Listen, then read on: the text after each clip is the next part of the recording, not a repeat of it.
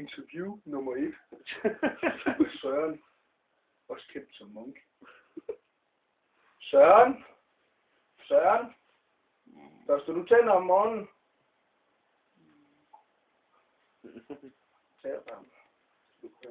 Søren, kan du godt lide at få en lighter i numsen? Og er du sikker, Søren? Vil du gerne have en lighter i numsen, Søren? Vil du gerne det? Og Søren, vil du gerne det? Mig gerne have den i numsen?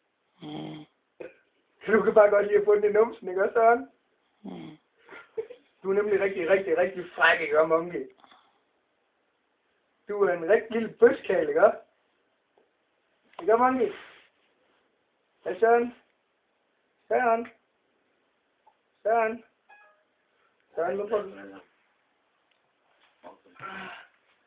2 filer på 6.